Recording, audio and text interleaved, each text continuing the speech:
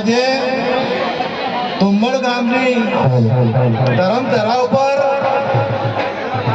યુવા 42 ઠાકોર સમાજ સંગઠન દ્વારા જે સમૂહ લગ્નનું આયોજન થયું એ બદલ તમામ લોકો આ યુવા સંગઠનના જે કાર્યકર્તાઓ છે એમને બધા તાળીઓથી વધાવો એક વખત જોરદાર, અને ધુમ્મડ ગામજનોને પણ તાળીઓથી વધાવો, કારણ કે સુંદર કાર્ય કર્યું છે અને આવું કાર્ય કરતા રહે એવા એમને પરમાત્માને પ્રાર્થના કરું છું.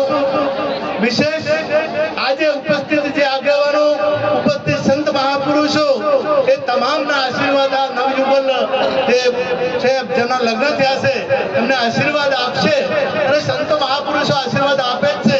પરમાત્માને પ્રાર્થના કરું કે સદાય એમનું જીવન સુખી રહે અને આપણામાં જે હમણાં નવઘણજી ભાઈએ વાત કરી, જ્ઞાનીબેને વાત કરી એ અમલમાં 100% મૂકવા જેવી વાતો છે.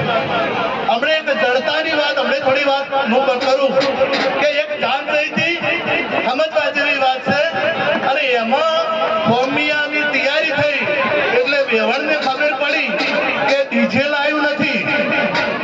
ડીજે આ સત્ય ઘટના છે, ડીજે નથી લાવ્યું તો કે ડીજે વગર હું હોમિયું નહીં કરું. ડીજે વગર હવે તાત્કાલિક એક હોમમાં તું પછી ડીજે લાવ્યું અને ડીજે જ્યારે લાવ્યું તારા હોમિયું થયું. આ એક જડતા છે. તમારે ડીજે નું શું કામ છે? તમારે તો મૂર્તિઓનું કામ છે.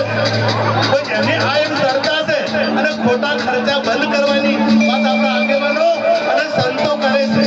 તો તમામ ખોટા ખર્ચામાંથી આપણે ખોટા ખર્ચા જે ના થાય એના માટે ખૂબ મહેનત કરવાની જરૂર છે.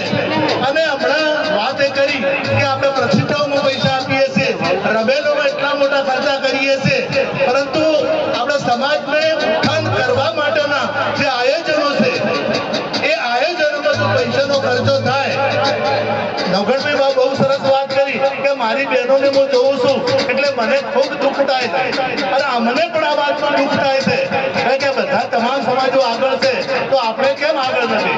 કારણ કે આપણે જે પૈસા જે જગ્યાએ વાપરવાના છે એ જગ્યાએ પૈસા વપરાતા નથી અને જો નથી વાપરવાના એ જગ્યાએ આપણે બધા તૂટી પડીએ છીએ.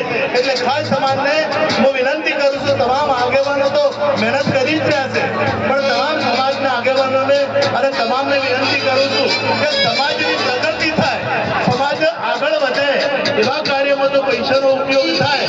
અમારા ઘણા વર્ષો પહેલા એક લાઇબ્રેરી બનાવી હતી ગામમાં, પેલા પુસ્તકોની ઘણા વર્ષો થઈ ગયા તો એમના માટે હું ફર્યો તો કોઈ પૈસો આપતું નતું અને બીજામાં છૂટી પડતા હોય છે. એટલે ખાસ સમાજની પ્રગતિ થાય એવી પરમાત્માને પ્રાર્થના કરું છું અને સદારામ બાપુનો જય બોલાવ જોરદાર હાથ ઊંચા કરીને બોલો સદારામ બાપાનો જય. કાર્યકર્તાઓને તાળીઓથી વધાવો.